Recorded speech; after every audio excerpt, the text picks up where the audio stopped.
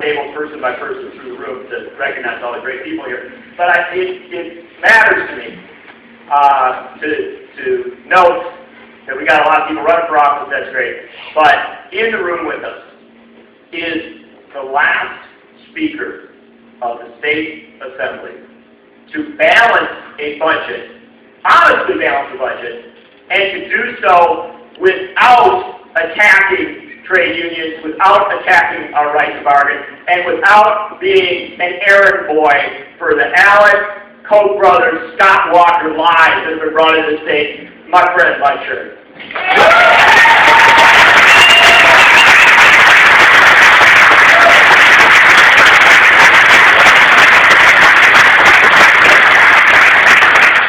And I like me some President Obama, but I just want to say, and I think healthcare reform is pretty good. I think we got a little progress there.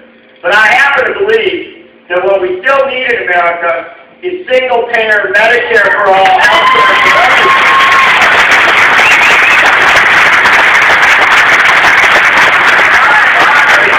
I am honored to be in the same room with two of our great legislative champions of healthcare for all, Chuck Benedict and my great former Democratic leader in the state Senate, Yuri.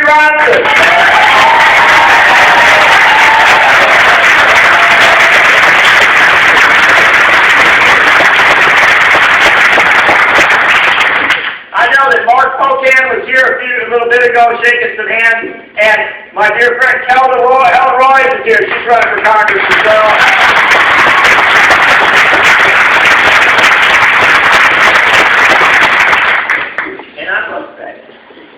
If we were to speak of congressional meetings, I've been a bit ashamed over the last 12, 13 years, because the place where I was born is represented by a fool.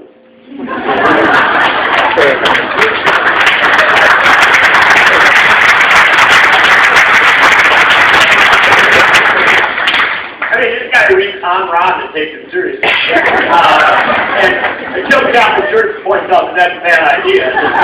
Oh, I don't like it, man. I don't like that. He is an insincere, economically dishonest, and irresponsible player. I actually think he's a very nice guy, one-on-one. Pleasant enough man.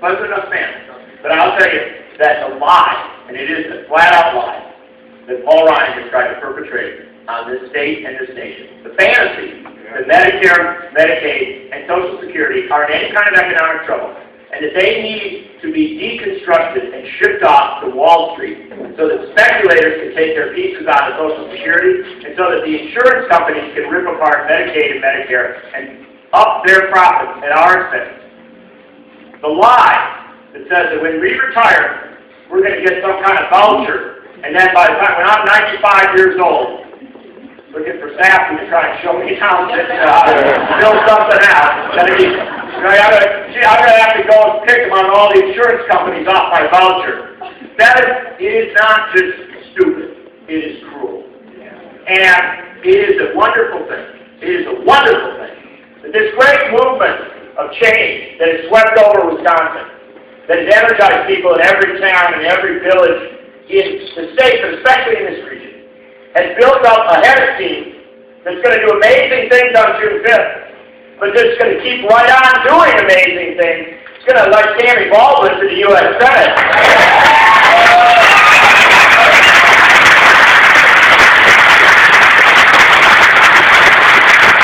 I invite you to look at that headline on the New York Times. We'll talk about the New York Times in a moment. But I invite you to look at that headline in the New York Times on the day after the election. The Obama re-elected. That's the headline. And it'll be like, Democrats keep the Senate. That's good news. That's okay. But down in the corner, there's going to be a little feature story, and it's going to be by, I apologize, out of Kenosha, maybe not Janesville. But it'll be someplace here. There's going to be a little feature story down in the corner, and it's going to be about how Congressman Paul Ryan was defeated by a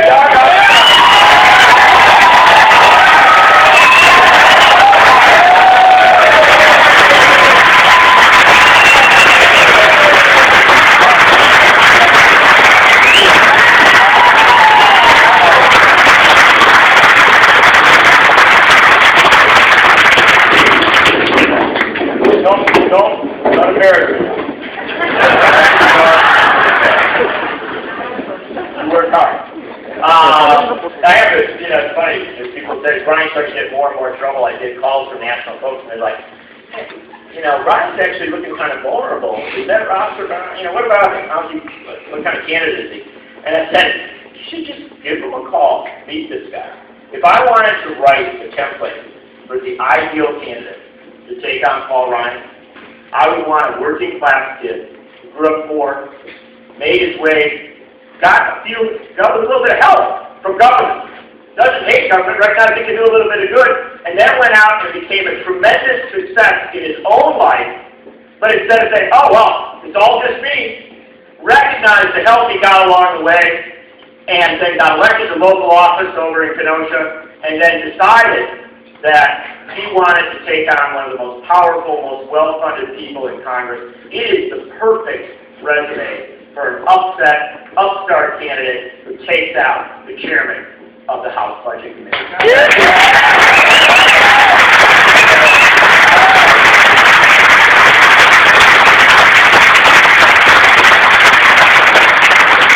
Now, of course, as I said, I'm going table by table. That's right. I do. My friend said to him, this guy, I kind of asked him, he couldn't remember because he's slipping fast.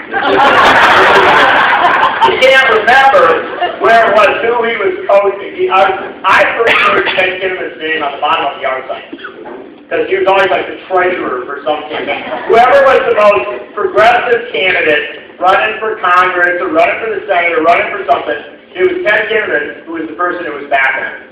And this guy is an absolute treasure, not just for Janesville, but for the whole state of Wisconsin. Whenever you look at a list, like 100 people who are standing up for the right thing on health care, on taxes, on economic justice, on economic fairness, on electing the right people who don't back down, who actually stand up on principles, there's one name that is always there. It's like, take it, Janesville. And I just think I couldn't have a better friend or a better person to be up here with.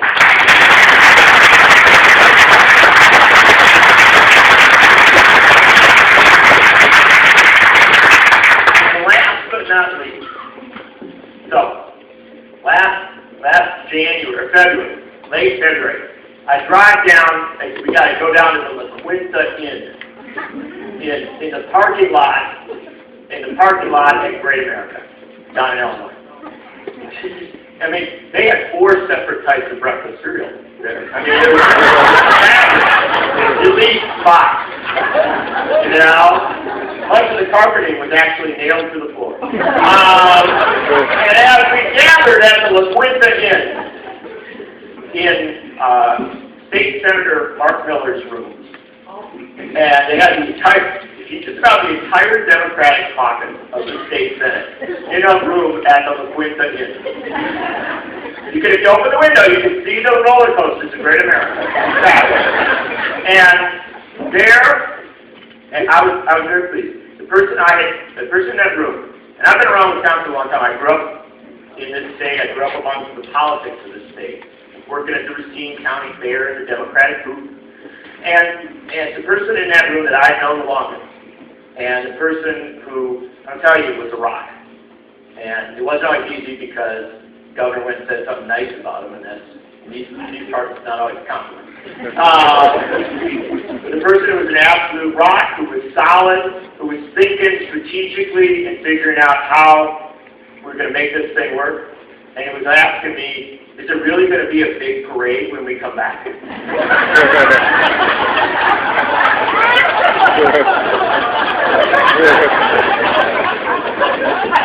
My friend, since I was 8 years old, working in the Les Aspen booth at the Rashkin County Fair, he used to work for Les Aspen. Then he went on and did some nefarious things in his life. Finally, he's come back to the honorable work of being the state senator from Janesville. Back home to the Wisconsin 14, a real hero, Tim Cullen.